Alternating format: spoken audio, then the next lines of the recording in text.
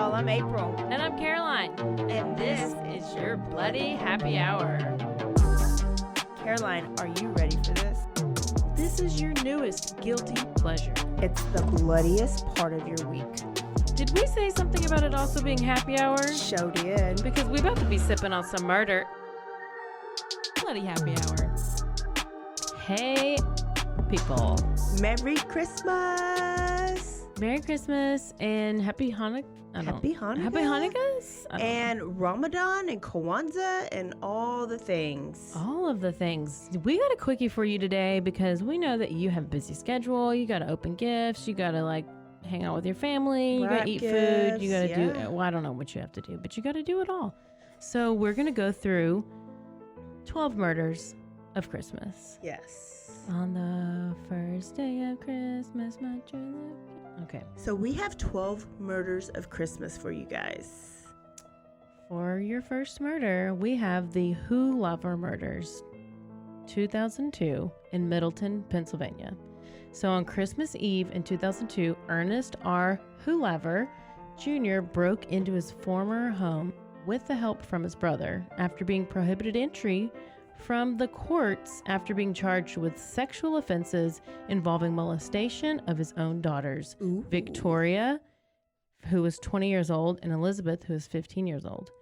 He had been evicted after his wife Jean obtained an order under the Protection from Abuse Act. And although this was prevented him from purchasing, possessing, and carrying firearms, this didn't stop him from using one to slay his own family. Oh my goodness. His brother waited about a block away and acted as a lookout as Ernest approached the house and cut the telephone wires and forcibly entered the home. He shot his wife Jean, two daughters, Victoria and Elizabeth. He left Victoria's infant daughter unharmed. Days later, Who-Lover was arrested and charged with 3 counts of first-degree murder. His brother who aided him, Scott Who-Lover, also acted as a Commonwealth witness aiding the prosecution. Ernest Who-Lover, who sat on death row since 2004, while his brother was sentenced to serve 15 to 25 years. I feel like that's still not enough. You read that so good. Were you in UIL? Maybe. Reading? Definitely not. Oral reading UIL. All right, I got a Texas Christmas massacre for you. 2011, and this is Grapevine, y'all. Another Santa Claus tainted Christmas for another family in 2011 in Texas. Aziz Yazpandaha. In the same manner of Bruce Pardo, we just talked about him, knocked on his estranged wife's door on Christmas, dressed in a Santa Claus suit, and as the family was in the middle of opening presents, he opened fire on his family. He killed his wife, Fatima, their 14-year-old son, Ali, and their 19-year-old daughter, Nona. Also victims to his rage were his wife's sister, Zoraya, that's probably not right, her husband, Muhammad, and their 22-year-old daughter, Sahara Desert. I don't know. At some point before all the slayings finished taking place, someone had called 911 from inside the apartment. Okay, so after spreading bloodshed and committing the murders, Yazda Pirana committed suicide. When the family was found dead by the police that Christmas morning, wrapping paper lay scattered throughout with opened and unopened presents splattered in blood. Can you imagine that crime scene? To add the chill to the tragedy, the last text Sarah would send would be to her boyfriend, just as her uncle had shown up, expressing annoyance at him doing so, and his Santa ensemble saying now he wants to be all fatherly and win Father of the Year because he fucked up before. Oh, she was about that life. She was mad at her daddy. Crime number 3. We have Body hidden beneath Christmas presents. 2011 in Jacksonville, Florida. I'm not surprised. Michelle O'Dowd, who's 67, never imagined that her giving and welcoming spirit would be what would lead to her death when she offered her friend Patty Michelle White, 41 years old, a place to stay after she found herself homeless. By early December 2011, somehow the friendship had gone awry and things had begun to sour between the two. O'Dowd's twin brother was always suspicious of White and grew concerned when she failed to show up for work or answer her phone. So he went to her house to check on her and found her foot sticking out from beneath the presents under the Christmas tree. Her dead body laid there, buried beneath the masses of Christmas presents intended for her family and grandchildren. Her face was bloodied. White had strangled her, beat her to death, and hid her body there. She also stole her debit card and credit cards and was arrested in South Carolina after being found when she used 2 ATMs. Family members said that White was part of the family and couldn't even comprehend what had transpired. They were sickened that she would bury the body beneath the gifts meant for the children under the Christmas tree O'Dowd took so much pride in. Christmas was her favorite holiday, and she had put so much effort and time into decorating for it. That is shitty. That's real shitty. It's real bad. How about Valdez's Christmas present? In quotations. 2013, Chicago, Illinois, we are coming to you. 18-year-old Alexis Valdezs lived with his aunt and her boyfriend Silvestri. Ooh, I might have heard a podcast on this. When the two males got into an argument in late December 2013 about him living there rent-free and not contributing to the household. After this, Valdezs was pissed. He was told that he would have to move out if he continued this way. So on Christmas Eve, while his aunt was out after drinking all night, Valdezs was angered and in unjustified, uncivilized rage smashed Diaz's head with a hammer. He reportedly shut the windows, closed the blinds, played some music, probably like we have playing right now, and jammed while he used a butcher knife to cut off Silvestri's ears, nose, and mouth. How do you cut off a mouth? I don't know. He also cut off his arms and used his bare hands to pull out his eyes. Why didn't we do a podcast on this? And then he decapitated him, leaving his head on his aunt's pillow as an early Christmas present. That's so nice. After becoming tired of mutilating the body, I'm sorry. He got tired. He got tired. He called 911 to report a dead body. Upon arriving, police found him saturated in blood.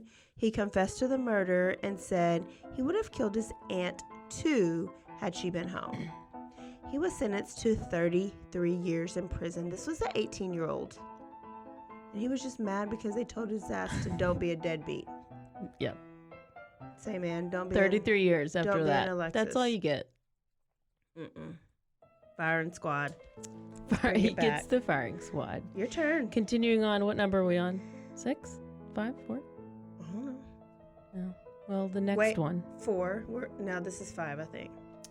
Christmas Murder, number 5. You want us to count and read? That's a whole lot. I know, it's a whole lot of things. Los Feliz Mansion Murders. How do you say it?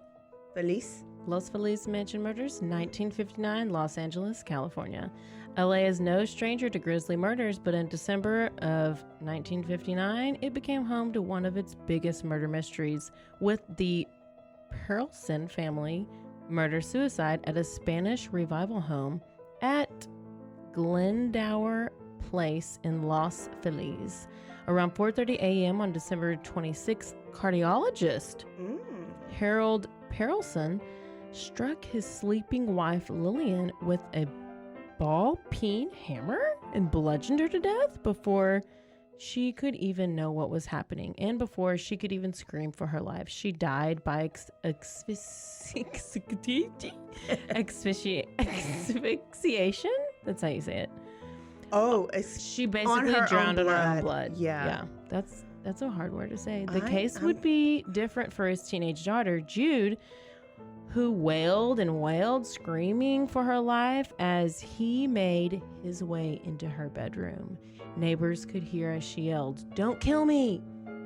Reportedly, they could also hear her father instructing her to lay still and keep quiet. Using the same hammer he did on his wife, he struck his daughter, but not with good enough aim. She was able to escape after seeing her mother laying there dead in a pool of her own blood.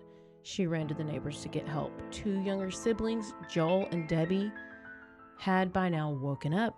The patriarch of the family told them to go back to sleep and said his last words to them, "This is only a nightmare." Wow. He then took 2 doses of Nembutal and 31 pills, believed to have been a tranquilizer or some form of codeine. By the time emergency responders arrived to the scene, he was dead. The estate was sold at a probate auction to husband and wife Julian and Emily Enriquez.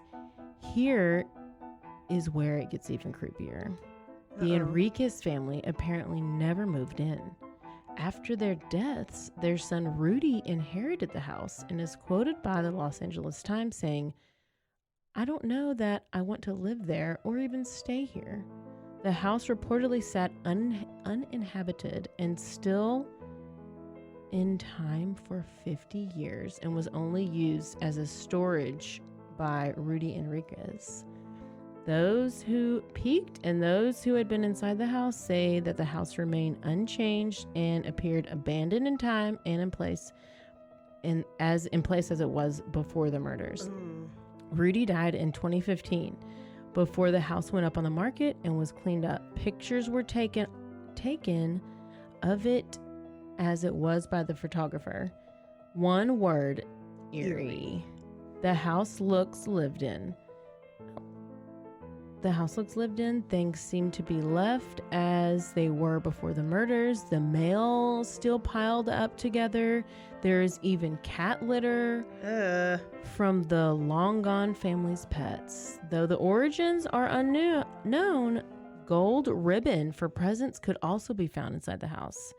You can find these pictures online today with even video footage taken by the photographer. Now we have Lawson Family Massacre, 1929, Germantown, North Carolina. So today, the last and one of the only portraits the Lawson family took remains very infamous. Just a few days before Christmas, 43-year-old Charlie Lawson, a rural and working-class sharecropper, took his family shopping for new outfits to get their portraits taken. Back then, this wasn't really normal for someone of his social standing and financial means. Some in that era may have even called it peculiar and odd, which would later go on to lead to what had been a premeditated act on his part. Fast forward to the afternoon on Christmas Day, and all but one of the Lawsons would be dead.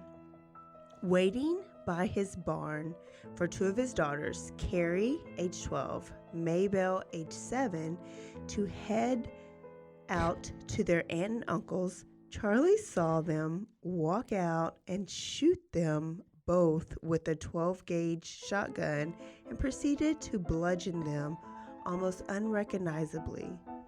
He moved their bodies into the barn and then stalked towards his other family members, shooting his wife, Fanny, 37, who was on the porch. Alerted by the shotgun, his sons, James, 4 years old, and Raymond, 2, tried to seek refuge and escape him by hiding. He shot his daughter Marie, 17, and then both boys. He then bludgeoned his youngest 4-month-old infant, baby girl Mary Lou, to death. Oh my God. Ew. He then walked into the woods and killed himself. Family annihilators even way back then. Mm-hmm. His oldest boy, 16-year-old Arthur, had been the sole survivor as he had been sent into town to run an errand on purpose, I wonder. Had he wanted to spare his life? We will never know. The bodies of each family member were found with rocks beneath their heads and their arms crossed. To this day, motive and reason behind the murders remain a mystery. It has been speculated due to statements by relatives of the family about Fanny voicing concern that Charlie carried an incestual relationship with Marie. Whether this had something to do with this family massacre, we would never know. We should do that. It's a good one. story. Yeah. Number 7. Good Samaritan killed for kindness. 2016. You better have some big words in this. Washington, D.C. Ready? Trisha Macaulay was an up-and-coming actress and yoga instructor. On Christmas Day, Trisha was on her way to Christmas dinner with her friends, but Trisha never made it to dinner. Friends and family tried reaching out to her that night, but they never got any responses, so they filed a missing persons report. They spent that night and the next day looking for her. It wasn't long until the 26th of the next day that officers found her white Scion parked outside of CVS, and standing outside of the vehicle was Adrian Dwayne Johnson, and inside the car was Trisha's body. A man fitting Johnson's description was seen by a witness driving the vehicle around. Johnson has a criminal history of multiple theft charges. He was caught on camera robbing convenience stores, and he was ordered to wear an ankle monitor, but never showed up to get it put on. Johnson claimed that Trisha offered him a ride, a total stranger, and said the two of them had consensual sex, and she ended her own life by hanging herself in her car. That's so easy to do. And before that, she told him, go ahead, take all my credit cards and cash. Please I do. want you to have it all. When back in real life, her body was found in the back seat with no ligature marks around her neck, and he even picked up a prostitute with her corpse in the back seat. Uh-oh.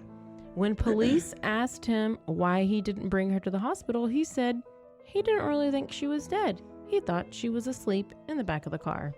Turns out she had been severely beaten, her legs were tied up, she had been sexually assaulted, and her clothes were torn.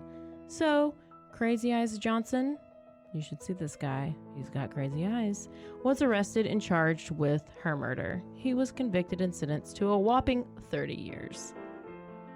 Oh, that's ridiculous. I know. Are we going to Dayton, Ohio? We sure is. This was a story on my list. What number were we at? 7. I think we only have... No. This is probably like 8. I'm the evens. Oh. 8, maybe. We're almost there. All right, 8th story. From December 24th to December 26th in 1992, 6 people were killed, 2 injured, in one of the worst killing sprees in Dayton, Ohio's history. The Dayton Daily News reported, the massacre became known as the Christmas Killings and began when Laura Taylor, DeMarcus Smith, Heather Matthews, and Marvelous Keene shot for their first victim. All the black people were like, oh, hail us black people.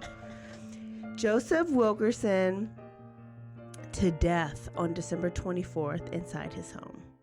They continued their shooting spree for days. Their initial motive was robbery, but when Keene grew paranoid about snitches, according to Crime and Investigation, 2 of them were killed when the group became concerned they could implicate the 4 in the other deaths. The killers were arrested on December 26th, and Taylor Smith and Matthews are serving life sentences for murder. Keene was convicted in 5 of the killings and was executed by lethal injection in July of 2009. Oh, that was number 7. Now we got number 8. Oh.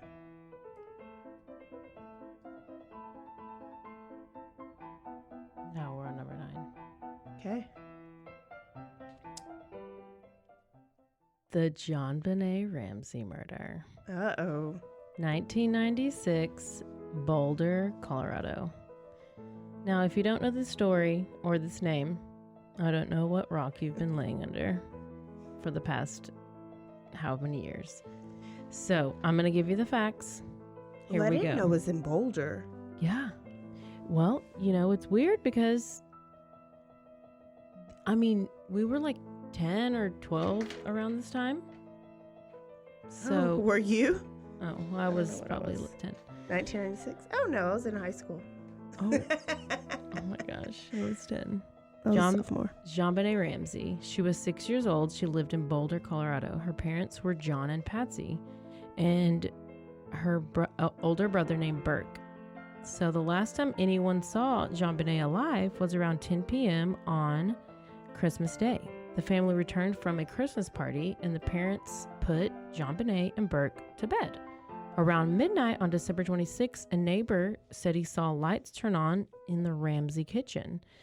At around 2 a.m., another neighbor reported hearing loud screams coming from the Ramsey home.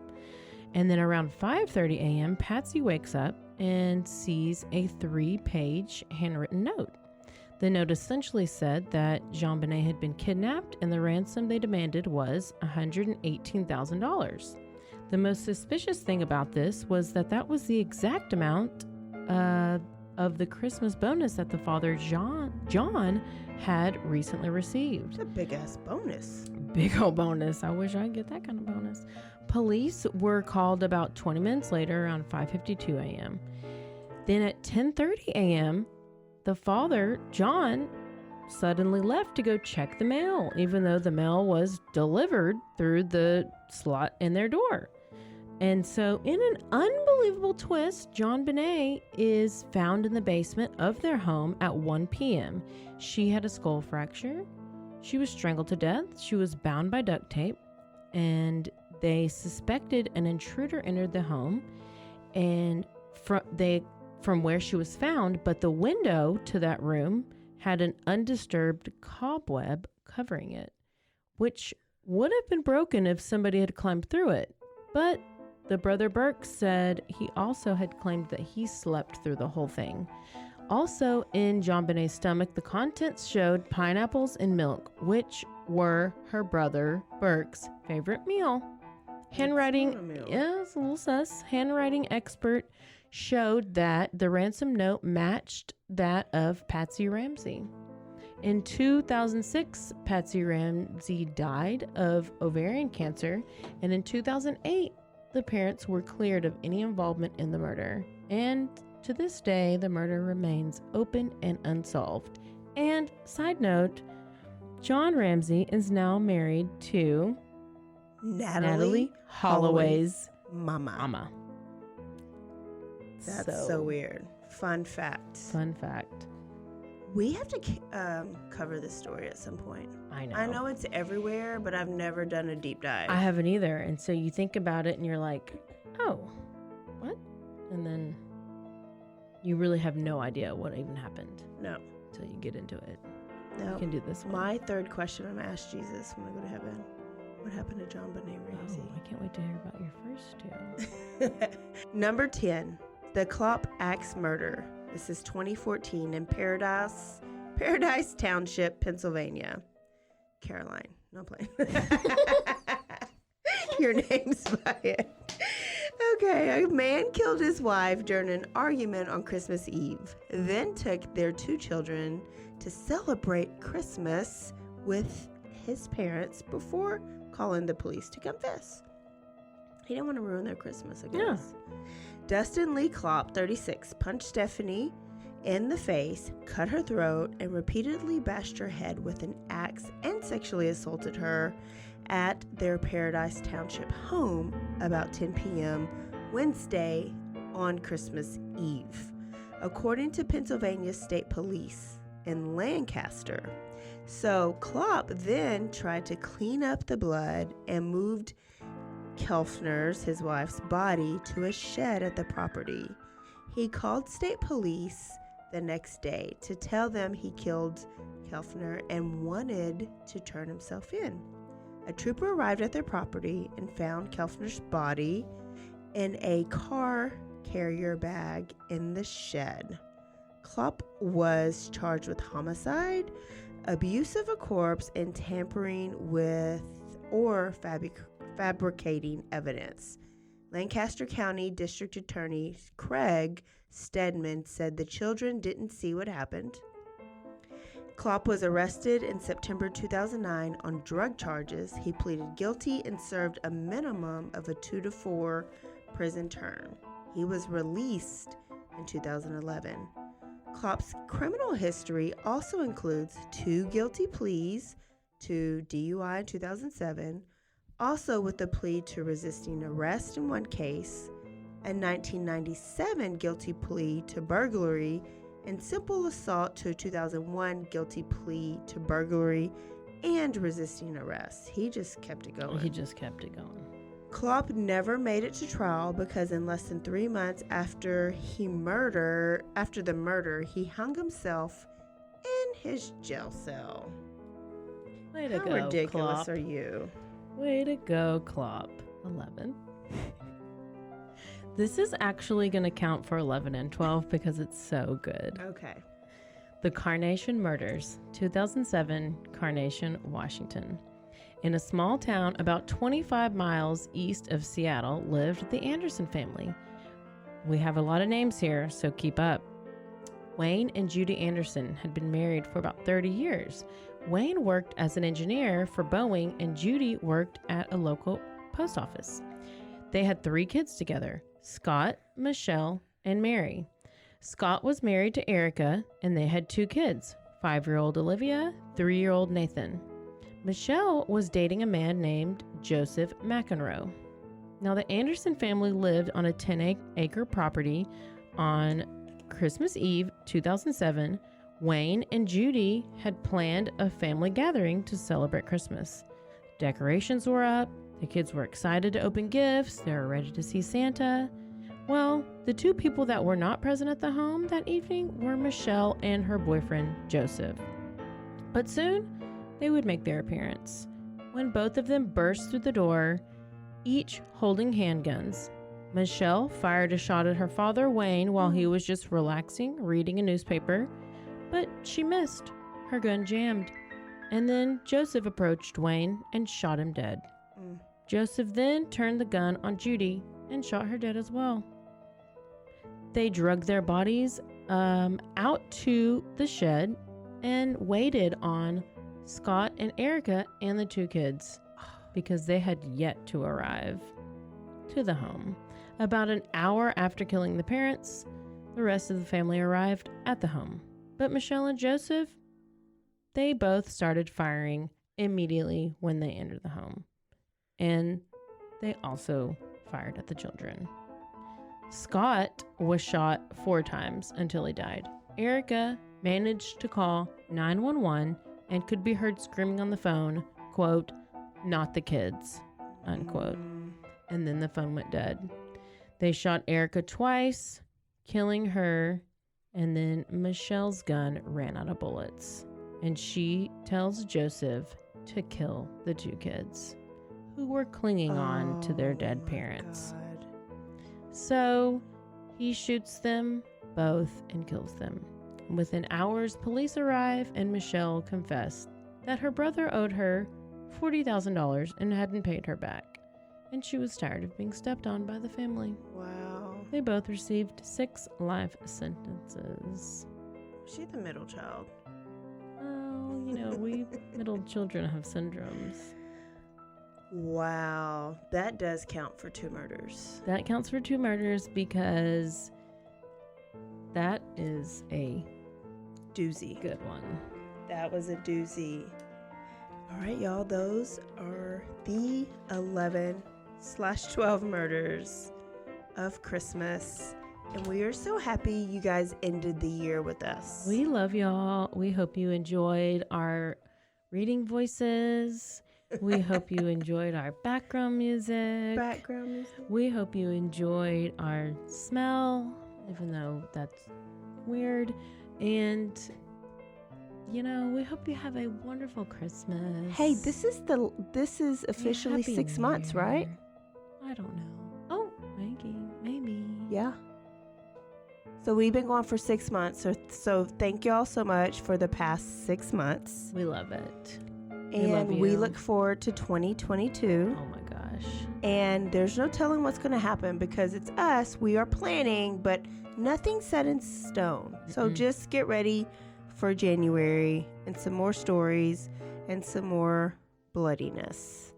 And enjoy your holiday season with your family. And guess what? Cheers, everybody. Cheers, Take cheers. Take a Take drink. a drink.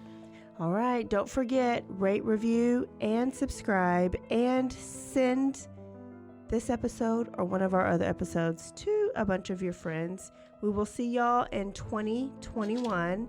2022. Are you in this year? If not before. All right. Never forget to Stay aware. stay alive. And always be DTF. Bye, y'all. The classical music makes you very soft. It relaxes.